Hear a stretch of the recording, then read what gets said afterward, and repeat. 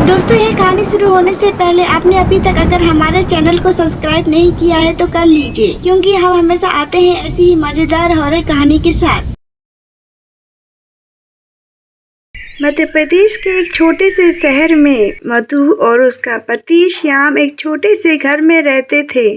श्याम एक private company में काम करता था और मधु एक हाउसवाइफ थी। श्याम दिन में ऑफिस चला जाता था। मधु पूरा दिन अकेली रहती थी। दिन भर अकेले होने की वजह से मधु थोड़ी डरपोक जैसी बन गई थी। वे छोटी छोटी बातों से डर जाती थी। एक दिन मधु और उसका पति बाजार जा रहे थे। मधु को चलते चलते थोड़ी थकावट हो जाती है। वे एक जगह रुक जाती है। तभी मधु की नज़र एक पेड़ पर पड़ती है। उस पेड़ में मधु को ऐसा लगता है कि जैसे उस पेड़ से उसे कोई देख रहा है। अजी सुनिए, देखिए उस पेड़ में मुझे एक चुड़ैल जैसा चेहरा दिख रहा है और उसका चेहरा बहुत ही डरावना सा लग रहा है। ये तुम्हारा एक वहम है, उस पेड़ में तो कुछ भी नहीं है। लेकिन मधु को अभी भी ऐसा लग रहा था कि जैसे उस पेड़ से उसे कोई डरावना चेहरा अभी भी देख रहा है। मधु और श्याम इस बात को भूलकर आगे जाने लगते हैं।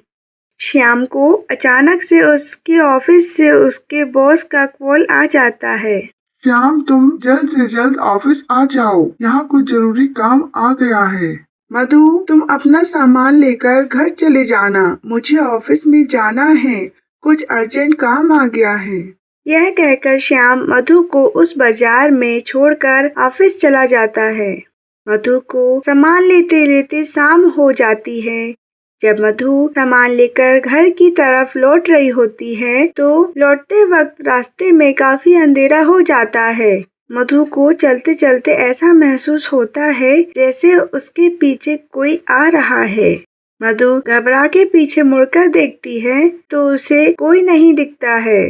लेकिन मधु को उस पेड़ की चुड़ैल का चेहरा बार बार नजर आ रहा था। जब मधु घर पहुंचती है तो उसे घबराहट होने लगती है और वह बीमार पड़ जाती है। शाम को जब श्याम घर आता है तो वह अपनी पत्नी मधु को बेड में लेटा हुआ देखता है। वह मधु से पूछता है, मधु तुम्हें क्या हुआ और तुम इतना घबरा क्यों रही हो? लेकिन मधु कुछ बोल नहीं पाती है।